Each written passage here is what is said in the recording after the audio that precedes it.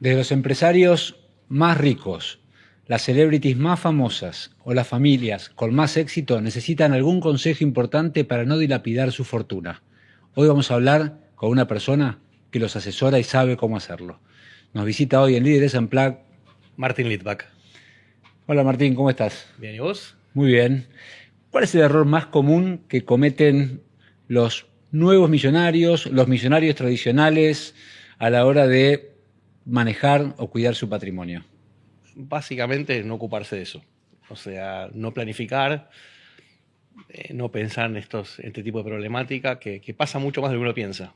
Uno a veces piensa que la gente más sofisticada, más exitosa, piensa en esto y en general no lo hace tanto, y cuando piensan en planificación piensan por exclusivamente en la herencia, cómo hago para dejar esto a mis hijos, sobre todo tengo una empresa familiar y demás, quizás un poco el tema impositivo, pero en el medio de la vida hay un montón de cosas y en general no hay planificación. Muchas veces se asume que las reglas fuera del país de uno son similares a las de donde uno vive, y entonces no hace falta entrar en demasiado análisis cuando uno compra un activo, o cuando uno lo vende, o cuando uno lo alquila, o cuando uno se muda, y bueno, creo que esos son los principales errores. Los deportistas aprendieron muchísimo en los últimos años, son célebres las historias en Estados Unidos y en la Argentina en los años 80, 90, donde grandes ídolos terminaron en bancarrota. ¿Qué cambió y cuál es el obstáculo más difícil para dejarse asesorar por parte de ellos? Es un tema fascinante. A ver, primero que nada, lo que cambió no es tanto el fondo de la cuestión, sino que hoy gana más plata, con lo cual demoran más En dilapidar la en fortuna. dilapidar esa fortuna. Pero en tema de porcentaje de cuántos artistas y cuántos deportistas 5, 6, 7, 10 años puede retirarse, están con problemas, digamos, financieros que no deberían tener, los números siguen iguales y creo que ahí hay un montón de factores. Que de cada 10 artistas o cada 10 deportistas o cada 100 que les va muy bien, ¿cuántos al cabo de 5 o 6 años tienen problemas? Depende mucho de la disciplina en la que participan. Los artistas tienen una ventaja sobre los deportistas, que es las regalías. Entonces un artista exitoso puede vivir de regalías toda su vida. El deportista, el mundo es mucho más cruel con ellos. O sea, de estrella, como dicen en la jerga, de estrella a estrellado hay un par de años. Bueno, el último caso que es de público conocimiento fue de Juan Martín del Potro, ¿no? Sí, fue un caso muy duro, que creo que va a terminar bien, pero innecesario. Y justamente no es tan normal eso en deportistas individuales. Porque el deportista individual, si vos lo ves bien, es un empresario. O sea, un tenista tiene que pagarse hoteles, pagarse pasajes, pagarse entrenador, pagar fisio, pagar seguros, administrar su plata porque no sabe cuándo viene el próximo cheque. Lo mismo un boxeador, lo mismo un golfista, hasta cierto punto lo mismo un corredor de autos. Cuando vas a un tenista, un basquetbolista, en general, una vez que llegan al contrato con un club de primera división o un club bueno, tienen 2 o 3 años de estabilidad. Si uno lo piensa más a largo plazo, quizás son más años de estabilidad con algún cambio de club, y son empleados que ganan un montón de plata, pero empleados. Entonces, como cuando vos comparás, qué sé yo, quizá un CEO o un ejecutivo de una empresa con un dueño de una empresa. Son dos cosas distintas, con dos problemáticas distintas y dos approach al patrimonio diferentes. ¿Y los futbolistas? El tema con los futbolistas, a ver, primero nada, es muy difícil generalizar, ¿no? Estamos hablando de patrones que hay, sin decir que a todos les pasa lo mismo, pero con el futbolista el principal problema es que vienen de un estrato social muy humilde, no tienen tanta formación, digamos, financiera, que el resto de la gente tampoco tiene en Latinoamérica, pero ellos tienen menos, y se les forma en general un entorno que es bastante nocivo. En el mejor de los casos, repleto de conflicto de interés, y en el peor de los casos, bueno, han habido estafas que son conocidas. Entonces, es muy difícil el deportista, el futbolista empieza a mantener a toda su familia, le paga alquiler al tío que tiene un localcito en no sé dónde, le pone plata al primo para pagar una pizzería, obviamente a su familia de origen, y después, cuando vos pasás de 5 o 10 millones de dólares a cero abruptamente, porque vos pensás que la carrera del deportista tiene eso en comparación con las nuestras, digamos. Vos vas como frenando de a poquito y ellos frenan de golpe. Y no todos después son periodistas deportivos o directores técnicos. No todos, te diría, una parte muy chica se prepara para el retiro con una segunda carrera o un hobby o una actividad o una inversión, digamos. ¿Y cómo llegan a vos? ¿A través de sus asesores financieros? ¿Llegan a través directamente para que vos los asesores? Mira, yo siempre digo que en materia de deportistas, yo te digo, lo peor y lo mejor de un deportista es el representante y la familia que tiene. Hay familias muy buenas que apoyan, que arriesgan para que algún miembro de la familia llegue y lo hacen desinteresadamente. Y hay representantes que se preocupan porque el jugador progrese, digamos. Y esos son los que nos buscan a nosotros. Y después hay otros que quieren cuidar la chacrita y que uno no entre, porque uno cuando entra empieza a ver cosas que por ahí hay que mejorar y por ahí cambiar. ¿Cuáles son las más comunes que hay que cambiar y mejorar? Yo te diría que lo primero es ordenar la parte financiera, que nosotros no nos metemos directamente, como yo siempre digo, nosotros no somos representantes, nosotros no somos banqueros, nosotros no tocamos plata, y eso en principio es lo que elimina con cualquier conflicto de interés. Yo quiero que mis clientes estén lo mejor posible. Que ellos decidan dónde quieren invertir. Sí, yo te asesoro. Yo les voy a mostrar ni siquiera inversiones, les voy a mostrar opciones de asesores, que van mucho más allá de los bancos. O sea, hay banqueros, hay brokers, hay family offices, para cada instancia y para cada patrimonio y para cada tipo de cliente hay un fit perfecto. Entonces, primero ordenar eso. En el caso de futbolistas, nosotros siempre decimos, mira, si vos tenés, y tengo un cálculo muy de almacenero, ¿no? Pero si vos tenés 15 años de carrera y vas a tener que vivir 45 años de eso, más allá del tema del interés compuesto y todo que es más complejo, uno le tiene que decir al deportista, mira, vos pensás que de los 100 que ganás, después pagar impuestos, 25 usalos ahora si querés. Que tampoco deberías, pero eso es lo que vos estás ganando. El resto es para cuando vos te retires. Esos son los primeros conceptos que uno va tratando de que entiendan. No, vos no ganás 10 millones, vos ganás 2,5.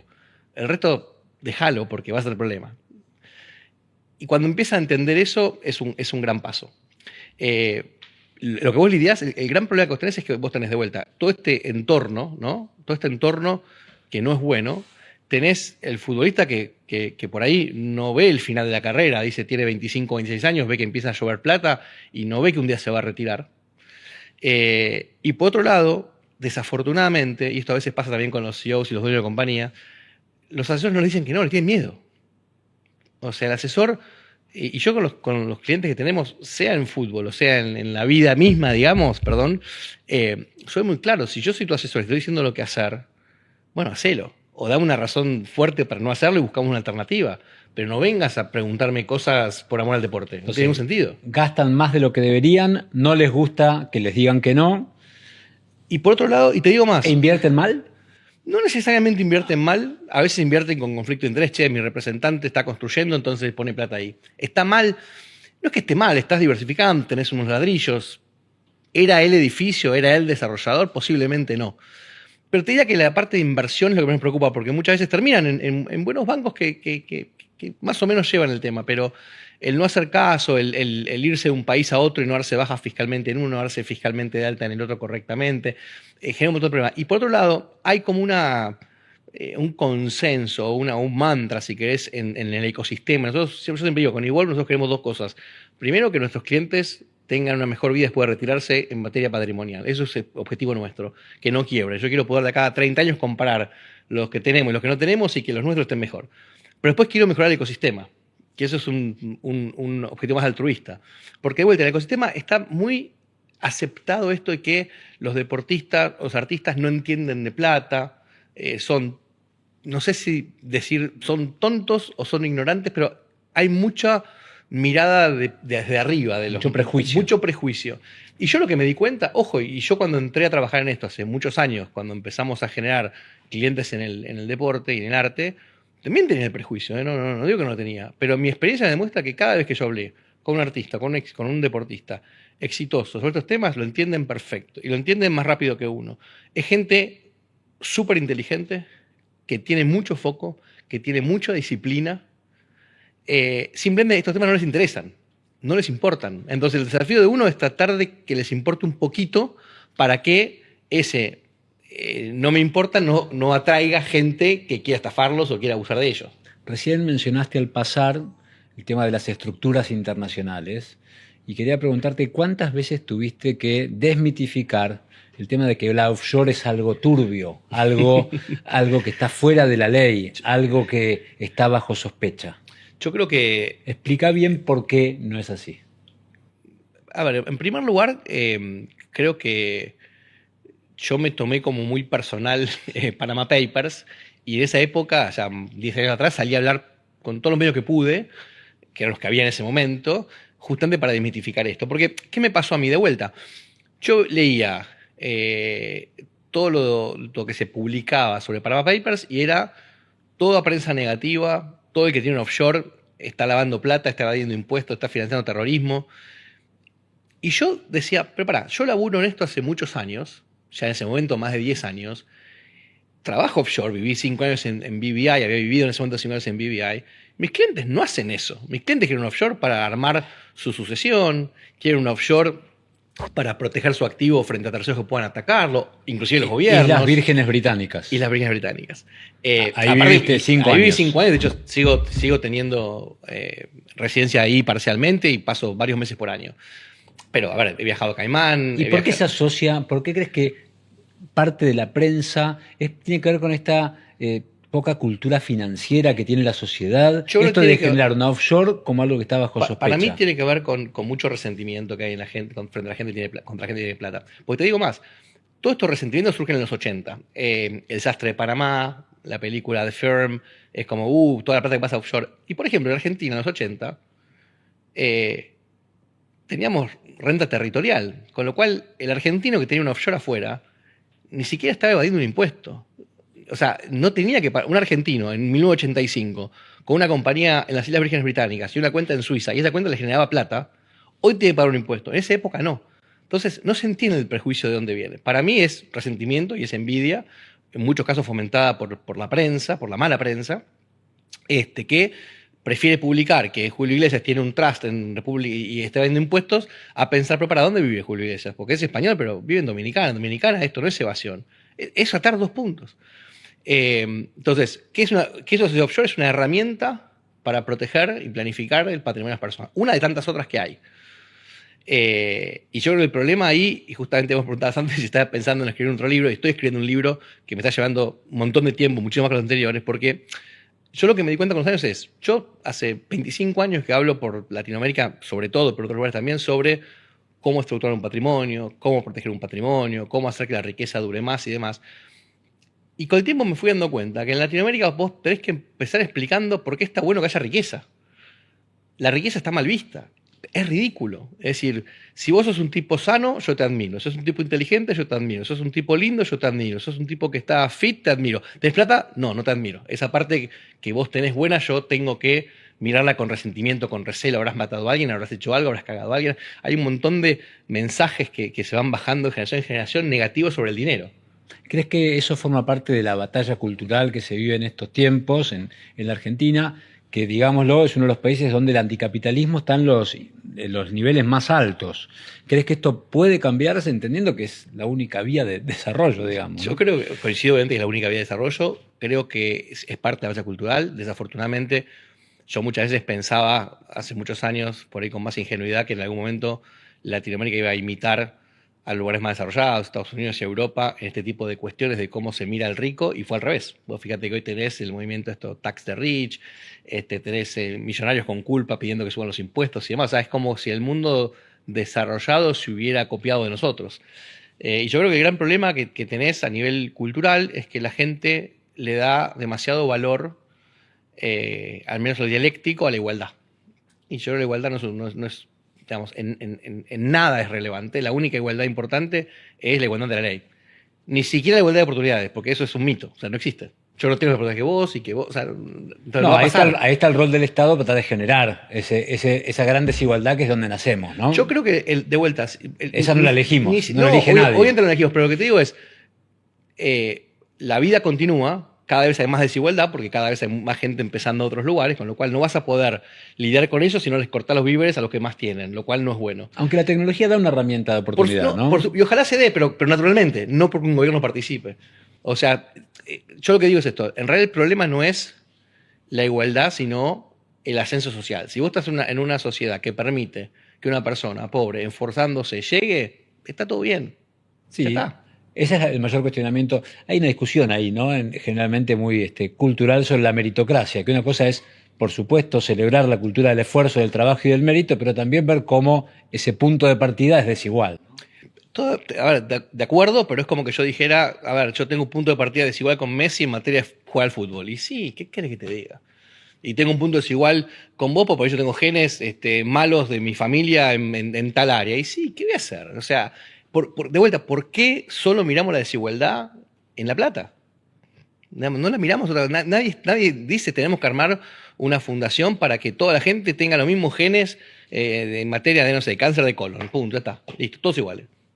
Me parece que no tiene sentido, porque aparte de vuelta, cuando vos ves el gran resultado, que es lo que decíamos antes, el capitalismo sacó a muchísima gente de la pobreza, es el mejor sistema que hay. Entonces, para mí, no destruyamos el capitalismo fomentando o pidiendo igualdad. Si hay otro sistema mejor, tráiganlo y hagámoslo competir. El socialismo ya no funcionó. Si aparece otro, es genial.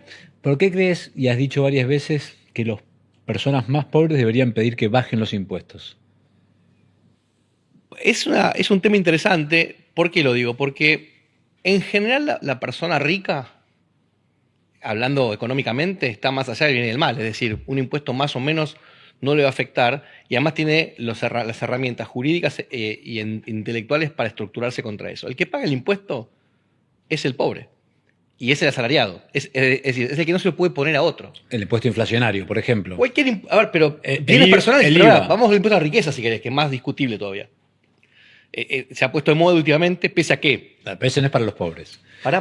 Te voy a explicar porque sí para los pobres. A ver. En los años 90, en la década de este siglo, la mayor parte de los países eliminaron el impuesto a la riqueza. Por un montón de razones. Porque era difícil de administrar, y ahora sí te cuento por qué, porque era inconstitucional, por un montón de temas. Quedaron 5, 6, 7 países en el mundo, hasta la pandemia, que tenían impuesto a la riqueza. Argentina era uno de ellos, Uruguay era otro. En Latinoamérica el tercer país era Colombia, que lo tenía transitorio, cada 3 años veían si lo ponían o no lo ponían. O sea, 3 de los 7 países que tienen impuesto a la riqueza eran de Latinoamérica. Latinoamérica, correcto. Argentina tuvo el triste récord del año 2020 de ser el único país en el mundo de cobrar 2 impuestos a la riqueza, el aporte solidario y bienes personales. Pero ¿cuál es el punto? ¿Qué es lo que muchas fundaciones, e inclusive fundaciones bastante izquierdosas, digamos, qué es lo que han descubierto? Que quien más depende del crecimiento de un país es el pobre y es el empleado. Es decir, cuando un país decrece, ¿qué pasa? Más gente en la pobreza y más gente desempleada, punto. El rico no tiene problemas con eso. Primero porque a veces gana más plata cuando el país pierde. Y segundo porque si no fuera así, se toma el avión y se va a otro lado. Entonces, ¿qué es lo que pasa? Vos pones un impuesto a la riqueza, un impuesto al patrimonio, o inclusive te lo llevo a un lugar más extremo todavía, el impuesto a las ganancias corporativas, que también son esos dos impuestos, el impuesto a la riqueza y el impuesto a las ganancias corporativas. Son los 2 impuestos que los pobres más piden, que el socialismo más piden, son 2 pasamanos. Vos le aumentás el impuesto a Microsoft. Vos te pensás que Bill Gates va a decir, ¿saben qué? Voy a ganar menos. Ahora voy a ganar 15% menos porque la OCDE me dice que me va a poner impuesto. No, va a aumentar 15% Windows, se acabó el tema. Lo vas a pagar vos, lo voy a pagar yo. No lo va a pagar Bill Gates.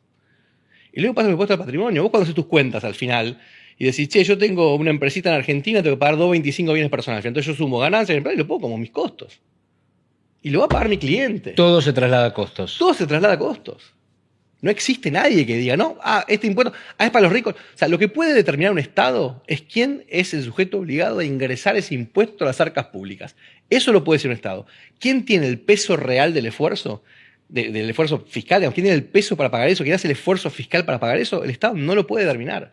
Y eso es justamente lo lindo de un sistema jurídico. Vos no podés determinar todo por ley. Hay cosas que el mercado define. El que llevó este tema al debate el año pasado o un poquito más fue el Kun Agüero, cuando con absoluta claridad dijo, yo no entiendo, yo gané plata legítimamente, pagué el impuesto que tenía que pagar las ganancias y ahora tengo que seguir pagando por lo que ya tuve. Es casi como un impuesto al ahorro. Totalmente. ¿Cómo va evolucionando en distintos países del mundo esto de bienes personales? Bueno, justamente ahora tenemos ¿Y cómo lo ves de cara a la reforma impositiva que se está conversando en la Argentina? Que no va a ser una, van a ser varias. ¿Crees que esto puede llegar a modificarse? Mira, yo creo que, de vuelta, el impuesto a la herencia, el impuesto al patrimonio, el impuesto a las ganancias corporativas son impuestos más simpáticos para un político de defender y que más votos le genera. Con lo cual yo creo que desafortunadamente de acá a futuro los vamos a ver crecer, no reducirse.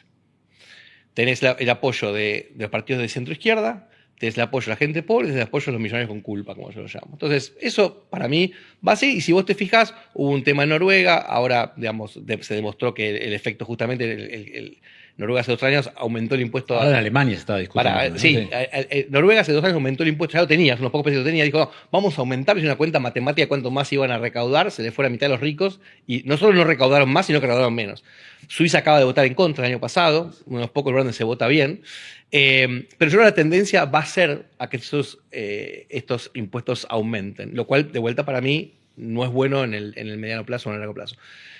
Argentina es un caso interesante porque tiene tantos impuestos y tan altos que no hay lugar para que nadie suba impuestos, digamos, en definitiva. Siempre hay lugar.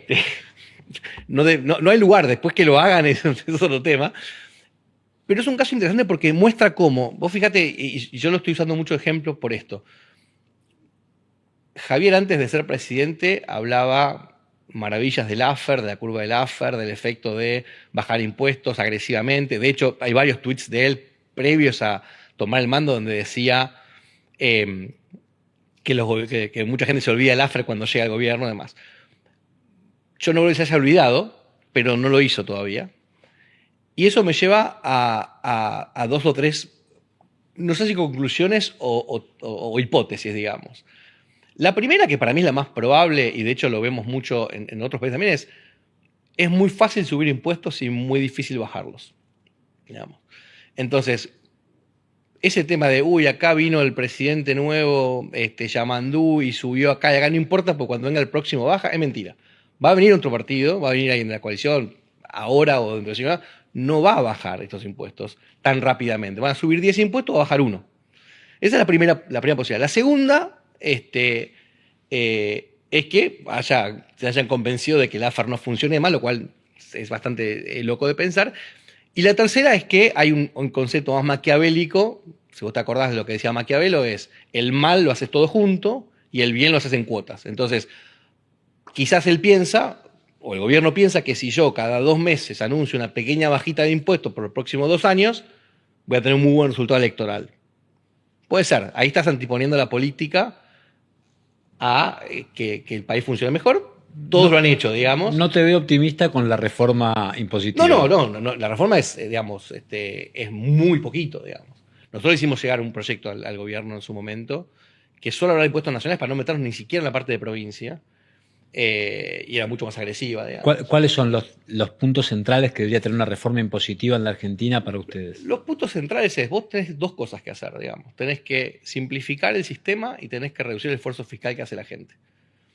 Entonces, vos tenés que reducir los impuestos a un 10% o 15% de los que hay, que casi no implicaría cambios en la recaudación, y poner impuestos en actividades donde uno, de alguna manera, muestra una capacidad contributiva. En concreto, ¿qué impuestos sacás y qué impuestos...? Vos tenés que solamente tener impuesto a las ganancias, impuesto al valor agregado. Con una nueva tabla, por supuesto. Por supuesto, sí tenés que captarlo, por supuesto, sí. Pero impuesto a las ganancias, impuesto al valor agregado. Nada más.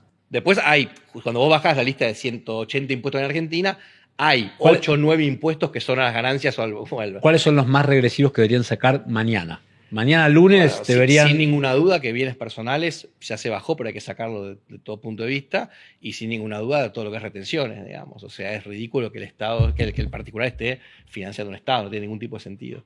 Pero hay un montón de impuestos digamos, metidos en el consumo. Que ¿No es una cuestión de velocidad? Digo, vos estás bajando el costo fiscal, de alguna manera, pero también tenés que mantener el financiamiento del Estado. Entonces no es un tema de se está arbitrando un poco lo que es. Mientras vas bajando los costos, después podés bajar paulatinamente. Yo le intento decir eso a mi médico que me hace bajar de peso. Le digo eso, no, pero yo tengo que, eso no existe. A ver, sí existe, pero te lo pongo de esta manera. Yo siempre lo comparo con el tema del peso porque es un tema muy sencillo de entender. Si vos tenés 6, 7, 8 kilos de sobrepeso y vas al médico, el médico te va a decir, mira, cortá esto y esto, caminá tantos pasos, lo vas a bajar. Y vos estás a tomar 3 meses, 6, un año, dependiendo lo que te quieras esforzar, y vas a bajar tus 6, 7, 8, 10 kilos. Cuando tenés una persona de 45 kilos de obesidad, va al quirófano. Y le cortás lo que tenés que cortarle y que no coma más. En términos de reducción del costo, fue realmente una reducción importante. No hubo gradualismo en ese punto. No, yo no digo que tenga que haber gradualismo, está perfecto. Pero porque va en sintonía una cosa con la otra. Sin duda, ¿no? Pero la parte de los impuestos no. O sea, yo todo ese tema de que el esfuerzo lo iba a hacer digamos, de la política, ¿no? Sí, se hizo más que en otras veces, sí, lo compro y pará, yo soy optimista con respecto al futuro. Creo que es una posición única en este momento por un montón de cuestiones, creo digamos. que son demasiados gradualistas en el tema impositivo, de Son alguna manera. Excesivamente, pero más aún, yo lo que tampoco tengo claro, y eso es, y todo lo decíamos con el gobierno de Mauricio. El gobierno de Mauricio, cuando la gente decía el problema es el gradualismo, yo dije muchas veces, mi problema es que para mí no es el gradualismo, es la dirección. Porque si vos me estás llevando por el buen camino, a mí no me importa esperar más tiempo. A mí no me importa, por ahí otra gente está más apurada, pero a mí no me preocupa. Y con Javier, yo lo que veo es, en materia de gastos, está bien llevado del país. En materia de política exterior, está bien llevado el país. En materia de impuestos, yo no veo que el final esté bueno. A mí no me dijo nunca Javier o Toto, che, miren, vamos a ir a estos 10 impuestos, vamos a tener un esfuerzo fiscal similar a tal país. No, hay pequeñas cositas, lo mismo en reforma laboral, pequeñas cositas que aparecen que son buenas, pero para mí son muy graduales, pero además de vuelta, tampoco estoy claro de que cuando terminen con todo vamos a estar en el momento, en el lugar donde a mí me gustaría estar en materia tributaria, digamos. Y ese lugar es donde estamos ahora, es Uruguay, sigue siendo la panacea como una alternativa. Es Paraguay, que tiene también muchos beneficios, pero todavía una historia por delante. ¿Cuál es? Yo creo que en materia de impositiva es más Paraguay que Uruguay. A mí me gusta digamos, me gusta Estonia, me gusta Georgia, me gusta Lituania, me gustan esas ex repúblicas socialistas soviéticas. ¿Por qué te gustan? Hay algo interesante que mucha gente no le presta atención, que es, en el socialismo, por obvias razones, los impuestos son bajos. O sea, Rusia tenía un impuesto de ganancias bajo, lo sigue teniendo. Cuando vos salís de eso y le agregás a impuestos bajos seguridad jurídica, tienes un combo espectacular. Vos tenés a nivel global, para ser bien esquemático, 4 tipos de países y no hay más. Vos tenés países con alta voracidad fiscal, pero alta seguridad jurídica. Todos países europeos son los mejores ejemplos, que te piden mucho, pero te dan mucho, desde Alemania hasta Suecia, cualquiera de esos países. Tenés países... Y servicios a la altura, ¿no? Por supuesto, por eso te dan y te quitan. Punto. El otro extremo que tenés, lo que se llama estados fallidos, son mayormente los países africanos, donde no te dan nada, tampoco te piden. Los impuestos en países africanos normalmente son muy bajos. Y después tenés, para mí, los 2 mejores ejemplos. Tenés países que tienen impuestos altos y no te dan nada, que es el ejemplo de lo que está mal, que es el infierno tributario, que es nuestra Argentina. No solo Argentina, hay otros países más, pero Argentina está claramente ahí. Con el ejemplo de duplicar el gasto del Estado en los últimos 20 años. Exacto. Y no con muchos mejores servicios. Sin ninguna duda, pero y tampoco, lo más importante, yo en general trato de hablar menos de servicios y más de seguridad jurídica. Argentina no es un país donde el Estado te da seguridad jurídica, que es lo único o lo que debería dar cualquier Estado. Y después tenés el mejor escenario, que para mí es bajos impuestos y alta seguridad jurídica, que casualmente son los paraísos fiscales, lo que todos criticamos. Yo por eso me canso de decir, el problema no son los infiernos tributarios, para nosotros los paraísos fiscales son los infiernos tributarios. O sea, el problema no es que un país te cobre poco impuesto y te permite hacer negocios libremente y te dé seguridad jurídica, puedes confiar en la justicia y demás. El problema es un país que te cobra un montón de impuestos y vos tardás no sé cuánto es para abrir una sociedad y tenés que tener un contador que te liquide impuestos todos los días, y cuando hay un juicio no aparece nadie para hacerse responsable, y cuando vas a ser un empleado tenés que pagar 3 años, 4 años de sueldo. Ese es el gran problema que tenemos. Entonces, cuando Argentina vos lo tenés en el infierno tributario, decís, bueno, ¿a dónde voy? Tengo 3 opciones. O 4, me quedo donde estoy, no sirve. Me he estado fallido, tampoco sirve. Tenemos 2 opciones. ¿Voy a ser un país que funcione pero con impuestos altos? ¿O voy a ser un país que funcione con impuestos bajos? La pregunta es para Javier, no para mí. ¿Qué es lo que más te preguntan las familias que no te preguntaban antes, y qué le respondés con un panorama 2026 por delante a la hora del cuidado del patrimonio familiar? Mira, yo creo que por suerte han habido cambios y la gente entiende más estos temas de lo que entendía hace 15 o 20 años, y entiende que de vuelta es más allá del tema sucesorio, más allá del tema impositivo. Y entonces, nada, hay más consultas sobre cuestiones matrimoniales, hay más consultas sobre temas de incapacidad, que es un tema que a la gente no le gusta hablar. Hay muchas más consultas sobre el tema de privacidad. Vamos a las 2 primeras.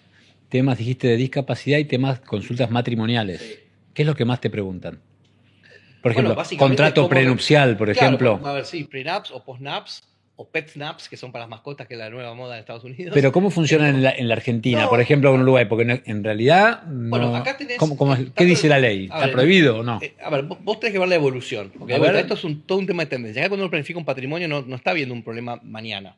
Yo lo digo lo siguiente, cuando yo estudiaba Derecho, o sea, yo me recibí en él, o sea, ni me acuerdo, 98, 90 y poquitos. Eh, vos tenías un régimen matrimonial en Argentina que es el régimen de ganancialidad, donde cada parte de la persona de la pareja manejaba la parte de su patrimonio, pero la masa ganancial respondía, ¿no? por todo lo que pasaba. A ese momento el matrimonio era un hombre y una mujer. Si vamos antes de la ley 17711, que es 1968, no estoy hablando de las cavernas, estoy hablando de la década del 70, hasta ese momento, el marido en un matrimonio en Argentina era el que manejaba el patrimonio familiar. Si hacemos fast forward a hoy, tenemos, por lo menos, podemos elegir dos regímenes matrimoniales: el de separación de bienes y el de ganancialidad. Y además tenemos matrimonios con integrantes del mismo sexo, tenemos uniones convivenciales. O sea, hay muchas más opciones para estar en pareja. Eso genera consultas. Che, ¿qué me conviene? Me caso, no me caso, me caso con un régimen, me caso con el otro, me caso en un país, me caso en el otro. ¿cómo me autopercibo? Por ejemplo. Pero aparte te digo otra cosa. Por ejemplo, cuando vos decís, hay cosas que no otra gente sabe ni tiene por qué saber. El régimen patrimonial de un matrimonio es el régimen correspondiente al primer domicilio conyugal. No al lugar de casamiento, no a la nacionalidad de los integrantes de la pareja, no al del divorcio. Entonces vos podrías elegir un régimen patrimonial que te convenza con con solo casarte en ese lugar y vivir ahí los primeros meses, si querés. O sea, alcanza a convivir unos meses.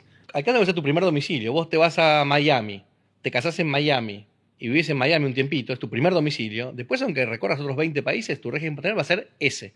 Y en Miami se permite el prenup, por ejemplo, o el postnup. Por otro lado, ¿Y en Argentina? en Argentina no, o sea, en Argentina vos podés decidir de vuelta el régimen patrimonial, podés hacer donaciones de los cónyuges antes de ir, podés definir dos o tres cositas, pero no es un prenup ni remotamente. Ahora, de vuelta, como te decía antes, nosotros pensamos en décadas, no en años.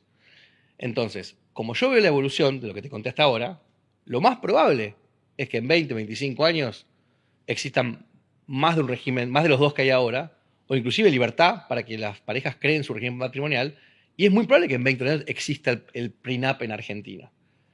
Y ahí vamos a otro tema que es importante. ¿Cuándo se analiza la validez de un documento? Cuando se lo lleva a la corte, no 20 años antes. Entonces, si vos te casás hoy en Argentina, donde el prenup hoy no es válido, pero haces un prenup, y te separás dentro de 25 años cuando el prenup ya es válido, lo que pusiste sirvió. Y te digo más, también sirve para esta charla con tu pareja, aunque no sea exigible. Y también sirve para que vos hagas compromisos por escrito que un juez no va a poder exigir, porque vos los pusiste por escrito, que es mucho más difícil desdecirse de lo que vos ya escribiste. Con lo cual nosotros recomendamos, de hecho, hacer prenups de todas maneras. Porque te pregunto de otra manera, ¿cuál sería el problema de hacer un prenup? El peor escenario es que no se aplique. Bueno, ya sabemos eso. Entonces, ¿por qué no lo haríamos? Así como hacemos un protocolo familiar, por ejemplo, con ciertas cláusulas que hoy en día no sé si se aplican porque no hay. ¿Y cómo le explicás a una de esas partes que no está de acuerdo? Hay un matrimonio, se van a casar y una de las partes quiere hacerlo y la otra dice, ¿por qué? ¿Por qué, mi amor, si vamos a estar toda la vida juntos? No entiendo. Mira, primero que nada. ¿Cómo vos participás en esas conversaciones? A veces sí es muy divertido. Pero, a ver. ¿Por qué? Y porque son dinámicas interesantes. Yo creo que se discute de manera emocional un tema que es totalmente jurídico. Es como cuando, a ver, ¿por qué cuando alquilás un departamento fijás la cláusula de salida? Y no decís, no, pero mi amor, yo voy a vivir en este departamento toda mi vida y cuando me vaya vamos a estar de acuerdo seguro. No, no sé si vamos a estar de acuerdo seguro. Entonces, yo no estoy diciendo que se separen. Y más aún, creo que cuando hay una pareja con más diálogo tiende a durar mucho más que si no se hablan las cosas. Pero eso es un tema psicológico, si querés. Ahora, mi punto es, ¿qué tiene de malo establecer cómo serían los términos y condiciones de una salida? Que por otro lado, nadie está hablando de que los términos sean peores que los que dice la ley. A veces son mejores que lo que dice la ley. A veces, en muchos casos, de hecho, favorecen a la parte más débil porque tiene acceso a liquidez inmediata que en un juicio de divorcio no la va a tener y va a contratar abogados mucho peores que el que tiene plata. Con lo cual, Ojo con pensar que esto beneficia al que tiene plata, es un contrato y como contrato, libre mercado debería beneficiar las dos partes por igual. Si no, debería firmarlo. Recién mencionaste también la privacidad. ¿El universo cripto es el último refugio de la privacidad o es un infierno regulatorio por delante? ¿Cómo es tu visión? Yo creo que a ver, para poner las cosas en contexto, yo creo que las criptos son un activo financiero espectacular y que ya están cambiando la forma de transaccionar. Pero en materia de privacidad es lo peor que te puede pasar, digamos. O sea, no hay activo que deje más rastros que un criptoactivo. Y a partir del año 2027 va a haber intercambio de información automática en exchanges de criptoactivos. Entonces, tú vas a poder tener plata digamos, en cold storage para que sean privados. Pero cuando transacciones va a ser un problema. No, yo creo que la privacidad no pasa por ahí. Para mí, yo veo la privacidad mucho más, te voy a decir en un lugar que es adecuado para decir esto, mucho más en arte, por ejemplo, en inmuebles, aunque empieza un intercambio también 5 o 6 años más tarde que ese, pues ya está empezando a negociar. Pero para mí los activos físicos son mucho más fáciles para tener privacidad que los criptoactivos o activos financieros, si buscamos privacidad. Porque además hay otro tema. Vos tenés, por un lado, es muy difícil intercambio de información, por ejemplo, con carteras de Hermes. No existe. ¿Cómo lo implementás? Y segundo, es mucho más discutible el valor. Entonces, yo tengo una cuenta en JP Morgan con 3 millones de dólares. Cuando le llega a Arca, dice 3 millones de dólares. Yo tengo un stock de 15 carteras de Hermes. ¿Y cuánto 15, vale eso? 15 carteras, 4 relojes, Por eso, digo, no, la 3 cartera diamantes. tengo 50 lucas, ¿no? ¿Para qué 50? En un bolsillo tenés, Sí, ¿no? sí. Por eso digo, para mí el activo físico, desde real estate hasta justamente joyas, autos de colección, todo eso es mucho más interesante para privacidad. Ahora me decís, no, pero yo tengo un tema de liquidez. Bueno, eso es otro problema. Digamos, en general las familias con las que trabajamos muchos problemas de liquidez no tienen, con lo cual pueden tener arte tranquila o pueden tener autos de colección o pueden tener otro tipo de activos. ¿Cuál es el error más común que ves en una pyme? Ya olvidémonos de los grandes patrimonios, olvidémonos de las grandes fortunas. En las pymes, ¿cuál es el error que más ves En frecuente? las pymes yo creo que tenés dos cosas. Primero, la falta de pensamiento estratégico muchas veces, estar, digamos, consumido en el día a día, lo cual tiene mucha responsabilidad también el Estado con sus impuestos y sus normas y demás, porque cualquier CEO de pyme te va a decir, yo paso la mitad del día lidiando con temas administrativos, pero la falta de poder salirse del foco es importante. Y la segunda es no prestar atención a los temas sucesorios, o sea, asumir que todo se va a resolver por una inercia que no está buena. Eh, Son los dos problemas mayoritarios que yo veo. ¿Qué consejo le darías a estudiantes? A estudiantes que recién están empezando, que sueñan con tener un patrimonio, que sueñan con tener un futuro mejor. ¿Qué le dirías para que estén atentos desde el día uno? Yo creo que es importante estructurarse digamos, desde el día uno. O sea, para hacerlo fácil, uno cuando colecciona una figurita mundial se compra el álbum primero y después la figurita.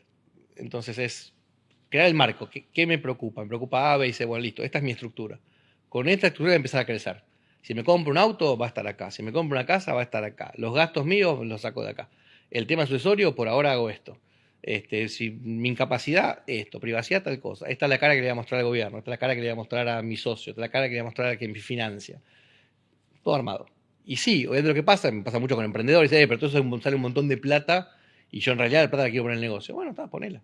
Está bien, es una decisión válida, errónea, pero válida, digamos. Yo no te voy a convencer de que tenés que estructurarte.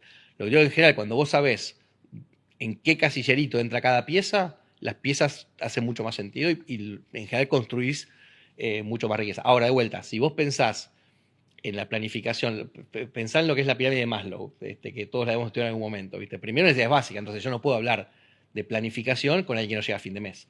No puedo hablar de planificación con alguien que no tiene ya una reserva para emergencias cubierta. No puedo hablar de planificación con alguien que no sabe si va a poder ir de vacaciones o no, porque no sabe si tiene ese flujo. Vos hablás de planificación cuando ya hay una cierta comodidad económica y cuando vos ya empezás a preocuparte por más, como dijimos antes, más por el largo plazo. No es si llego a las vacaciones el año que viene o si le puedo pagar a mi hijo la universidad. Ya está, yo eso lo tengo cubierto, quiero empezar a pensar más grande, quiero empezar a pensar en cómo me protejo o cómo financio mi retiro, cómo me protejo de eventualidades de la vida, de vuelta, divorcios, casamientos, mudanzas, fallecimientos, enfermedades, discapacidad.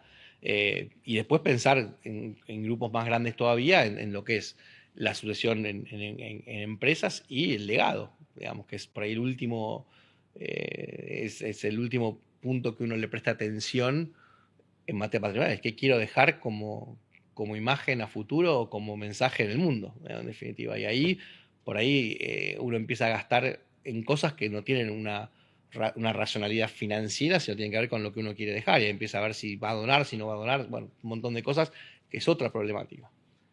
¿Cómo ven los niveles de filantropía en Argentina? ¿Es un país generoso? Yo creo que es un país con gente muy generosa, y de vuelta con normativa que no fomenta Con muy para malos nada. incentivos. Muy malos incentivos. Entonces yo veo un montón de filantropía en negro. O sea, Parece ridículo, Argentina pero tiene muy malos incentivos para la filantropía. muy malos. Vivís hablando de asesoramiento, de fortunas, de riqueza. ¿Qué es el dinero para vos? Esa es una pregunta, de hecho se la hago mucho a mis clientes. Yo creo que hay muchas formas de mirar el dinero. De hecho, depende a quién le preguntes, te va a decir otra cosa. Vos pensás en un banco y te dice, bueno, es stock. La gente, la dueña del dinero, te dice, no, es más importante el flujo que el stock. Yo para mí lo veo como un camino hacia mayor libertad. Y yo creo que la gente que es realmente rica es la gente que puede usar lo que está ganando para comprarse más tiempo para hacer lo que le gusta hacer, en definitiva. Entonces, para mí es tiempo, y es poder estar más tiempo con la familia, dedicarle más tiempo, es poder dedicarse a la salud y ese tipo de cuestiones. Para mí el dinero no es un número ni son objetos, digamos. Martín, muchas gracias por esta charla con Forbes. Un placer, gracias a vos por la invitación.